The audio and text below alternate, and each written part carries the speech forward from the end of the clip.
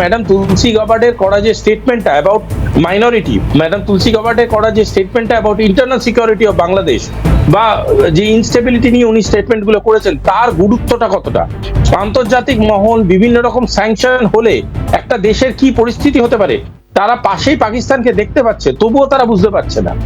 এবং সব থেকে বড় কথা, এই গোটা জিনিসগুলো বুঝতে গেলে যে কূটনৈতিক ভাবে যতটা ম্যাচিওর্ড হতে হয় ততটা ম্যাচিওর্ড এরা নয়। এরা একটা ভীষণ রকম মিউটিনির প্রতিফলন হিসাবে এরা চেয়ার পেয়েছে। এরা সেই সাবজেক্ট নিয়ে পড়াশোনা করেনি, তার জন্য আসার পর থেকেই এরা বুঝতে চায় এবং বোঝাতে চায় যে মাসেলই একমাত্র উত্তর। কিন্তু মাসেল একমাত্র উত্তর কোনো রকমই নয়। মাসেল হচ্ছে জাস্ট একটা কূটনীতির পার্ট দেখানোর জন্য, কিন্তু আসল কূটনীতিটা হয় ডায়ালগস এর মাধ্যমে। যেটা শেষ 8-10 দিনে যদি ইউনিস সাহেবের আপনি স্টেটমেন্টস গুলো দেখেন, সেগুলো কিন্তু ভীষণভাবে চেঞ্জ হয়ে গেছে টুয়ার্ডস ইন্ডিয়া। কেন চেঞ্জ হয়ে গেছে? কারণ ডাউন দ্য লেন উনি বুঝতে শুরু করেছেন যে how India is important as a relationship. কারণ উনি বুঝতে শুরু করেছেন যে হি নিডস এ রিহ্যাবিলিটেশন। কারণ উনি আর বাংলাদেশে উনার গলা সাঁড়াশি শক্ত হয়ে যাচ্ছে, উনি আর পাড়াবার জায়গা পাবেন না।